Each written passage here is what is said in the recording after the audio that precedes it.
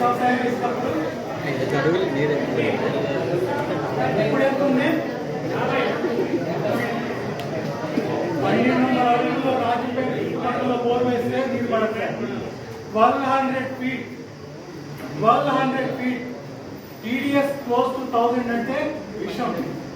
ఈ విషాన్నే మనం భూమి లోపల నుంచి తీసి, భూమి గర్భంలోంచి తీసి, 1200 అడుగుల లోతు నుంచి తీసి మన పంట పొలాల్లో పంటలకు పెట్టి ఆ విషాన్ని పండ్ల రూపంలో, వెజిటేబుల్స్ రూపంలో మనం తింటున్నాం. ఏం తింటున్నాం? విషం తింటున్నాం. ఏం తింటున్నాం? ఇప్పుడు కూడా ఈ ఎన్వైరన్మెంట్ క్లాసు మాకు అవసరం లేదు, మీరు చెప్పాల్సిన అవసరం లేదు అనుకుంటే ఎవరైనా ఫీల్ ఫ్రీ టు గో. నేనేం బాధపడను. ఎవరికైనా ఈ ఎన్వైరన్మెంట్ అనేది మనకి ఇంపార్టెంట్, ఈ భూమి తల్లి పడే బాధ, క్షోభ, వేదన తెలుసుకోవాలనుకుంటే మాత్రం ఇక్కడ ఉన్నాడు. నేను 20 times బ్లడ్ డొనేట్ చేశాను. దాదాపు 20,000 పైగా మొక్కలు నాటాను. ఇప్పుడు కూడా వేరే స్కూల్కి వెళ్ళి 20 మొక్కలు నాటేసి వస్తున్నాం మేము వెళ్ళి.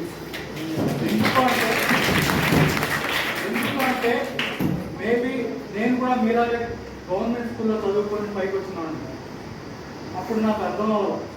ఎప్పుడైతే కాలేజ్ నుంచి బయటకు వచ్చి ఎందుకు మన ప్రాంతంలో నీరు ఇంత లోతుకి వెళ్తుంది, ఎందుకు 30 ఏళ్ళు రాగానే మోకాడు నొప్పులు వస్తున్నాయి, పుట్టే బిడ్డలు ఎందుకు వంకరగా పుడుతున్నారు, ఇక్కడుండే 40 ఏళ్ళు 50 ఏళ్ళు దాటిన వాళ్ళు ఎందుకు ఇంత నల్లగా స్కిన్ ట్యాన్ అయిపోయి నిర్వీర్యమైన చర్మంతో, నిర్వీర్యమైన ఆ గ్లో తోటి ఉన్నారని ఆలోచించినప్పుడు, ఎందుకు ఈ ప్రాంతంలో ఉన్న వాళ్ళందరూ బిడ్డల్ని ఈ ప్రాంతంలో వదిలేసి దూర ప్రాంతాలకు వెళ్ళి ఎక్కడో గల్ఫ్కి వెళ్ళి బ్రతుకుతున్నారని ఆలోచించినప్పుడు ఈ ప్రాంతం గురించి, ఈ భూమి గురించి, ఈ నీరు గురించి తెలుసుకోవాలనిపించింది.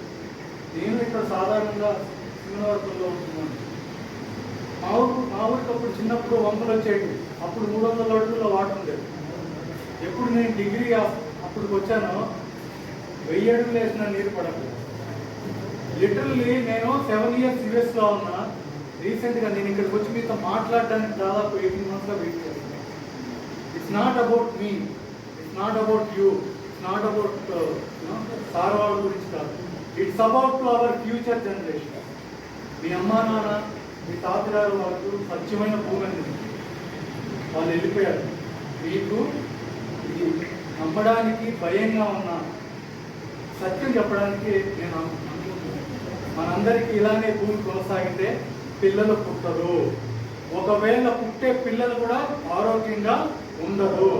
ఏదో వ్యాధితో, క్యాన్సర్తో పుడతారు. ఇది సత్యం. మీరు నమ్మినా నమ్మకపోయినా ఇది సత్యం. ఈ భూమి మనందరి బాధ్యత అని తెలుసుకోకపోతే, ఈ భూమి కోసం మనందరం ఏదో చేయకపోతే మనందరం సఫర్ అవుతాం. మన ఫ్యూచర్ జనరేషన్స్ కూడా సఫర్ అవుతాం. నేను ముఖ్యంగా 3 విషయాల గురించి చెప్పదలుచుకున్నాను. ఒకటి నీరు గురించి, ఒకటి ప్లాంటేషన్ గురించి, ఇంకొకటి ప్లాస్టిక్ గురించి. వీటన్నిటికీ ఏంటి సంబంధం అనుకోవచ్చు. మనకు నీరు రాలేదని నేను కాలేజీ నగర్ కెనాల్ ఉంది కదా, అడవుల్లో వెళ్ళి కాలేజీ నగర్ కెనాల్ వల్ల మనకి ఇక్కడ మొక్కలన్నీ స్టబాన్ అయిపోయింది. చాలా నేను నా జాబ్ వదిలేసి I started working with the people. ఫస్ట్లో విలేజెస్లో బయటికి పెట్టేశారు. చెప్పుకుంటే ఎవరికి అర్థం వల్ల అప్పుడు 500 feet నుంచి 800 feet లోపు వాటర్ ఉండేది. నేను అందరికి కాషన్ చేశాను, ఇది ఇంకా లోపలికి వెళ్తే చాలా డేంజరు. కింద ఉన్న 300 feet లోపల ఉన్న వాటర్ అంతా పాజిటివ్ వాటర్. అంటే ఈ భూమి వేల సంవత్సరాలుగా భూమి గర్భంలో దాచుకోన్న పాజిటివ్ వాటర్. ఆ పాజిటివ్ వాటర్ని మనం బలవంతంగా ఊరికి ఒక బోరు, ఇంటికి ఒక బోరు, పవన్కి ఒక బోరు వేసి వేసి వేసి భూమికి గుచ్చి ఆ వాటర్ని పెట్టింది. భూమిలో ఒక నీరు ఏర్పడతాయి. ఇది చాలా ప్రమాదకరమైంది. రైతులు చెప్తే నువ్వు ఏదో కామెడీ చేస్తున్నావు, పిల్లవాడి నువ్వు బయటికి తరవేస్తున్నావు. కలెక్టర్తో మాట్లాడుతూ దీనికి ఏదైనా సబ్సిడీ ఏదైనా ఉంటే చెప్పండి. రెయిన్ వాటర్ హార్వెస్టింగ్ పిట్స్ పెట్టుకుంటారు. లేకపోతే ఇక్కడున్న ప్రజలందరూ బ్రతకడం చాలా కష్టం. ఇది 10 సంవత్సరాల క్రితం జరిగిన విషయం. అప్పుడు నా వయసు 25 సంవత్సరాలు, 23 సంవత్సరాలు. ఇక్కడికి 10 ఏళ్ల నుంచి 30 ఏళ్ల వైపు వెళ్తే ఇక్కడ ఎవరు బ్రతకడానికి వీలు లేదు. అంత ఘోరమైన పరిస్థితి. డెజర్ట్గా మారుతుంది. భూమిలో ఉన్న మీథైన్, ఫ్లోరైడ్, యురేనియం లాంటి హార్డ్ సాలిడ్ మెటీరియల్స్ని మనం బయటికి తీసుకొచ్చి మనం తాగుతున్నాం, ఈ భూమికి ఇస్తున్నాం, మన బాడీ డైజెస్ట్ చేసుకోవాలి. సో ఈ భూమి డైజెస్ట్ చేసుకోవాలి, అంత ప్రమాదకరమైన పరిస్థితుల్లో మనం ఉన్నాం. సో దాన్ని రెగ్యులేట్ చేయాలంటే ఎలాగా? కలెక్టర్ ఆఫీసర్కి వెళ్తే రోజు వస్తున్నావు, సతాయిస్తున్నావు, నీ మాట ఎవడో వినరు, నువ్వు టాయిలెట్లు కట్టాలంటే నేను 1,00,000 టాయిలెట్లు ఇస్తాను, ఈ డిస్ట్రిక్ట్ వైజ్ పెట్టమన్నా. సార్ తినడానికే తాగడానికి నీరు లేకపోతే మీరు దొడ్డికి వెళ్ళడానికి టాయిలెట్ కష్టం అంటున్నారు, దానికి ఒక బకెట్ నీళ్లు కావాలి. ఆ బకెట్ నీళ్లు ఇప్పుడు తాగడానికి కూడా లేవు సార్. మనకి 30 సంవత్సరాలు పోతే ఆ బకెట్ నీళ్లు కూడా చాలా కష్టం అయిపోతుంది ఈ ప్రాంతంలో. ఏదైనా ఒక సొల్యూషన్ చూపించమంటే పొలిటికల్గా ఏదైనా సబ్సిడీ ప్లాన్ చేస్తే కానీ వర్కౌట్ అవ్వదు. అంటే నేను నా ఫ్యామిలీ, నా జాబు, లేకపోతే నా ఊరు చూసుకొని ఉండిపోవచ్చు. నేను చూడాలి వెళ్ళి గవర్నమెంట్ ఆఫీసుల్లో పొలిటీషియన్స్ కలవని పొలిటీషియన్స్ అంటూ లేదు. నీరు చెట్టు అనే ప్రోగ్రామ్కి నేను డిజైన్ చేశాను. ఇప్పుడు సెంట్రల్ గవర్నమెంట్ దాన్ని నెక్స్ట్ స్కీమ్ కింద ఇంక్లూడ్ చేసి ఇండియా మొత్తం ఇంప్లిమెంట్ చేస్తాను. నేను మీలాగా అనామకుని, నేను ఈ ప్రాంతం కోసం మాత్రమే చూశాను. ఇప్పుడు దేశం మొత్తం రిప్లికేట్ అవుతుంది. ఎందుకు అంటే ఈ భూమిలో వాటర్ ఎంత భూమి లోపలికి వెళ్ళేటువంటి మనం బ్రతుకు అంత కష్టంగా ఉంది.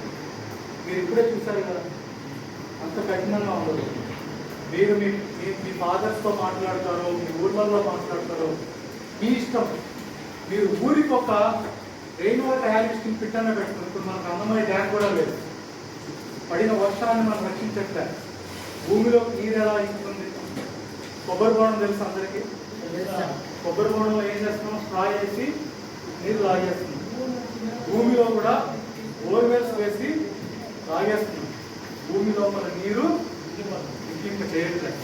మీకు పొలం ఉంటే పొలంలో ఇంకుడు ముందు పెట్టుకోండి. ఊరుంటే మీ ఊర్లో పిల్లలతో కలిసి ఒక ఇంకుడు ముందు పెట్టుకోండి. ఇక్కడ నీరు మీరు బ్రతకాలి అనుకుంటే ఇక్కడ నీరు భూమి లోపలికి వెళ్ళాలి.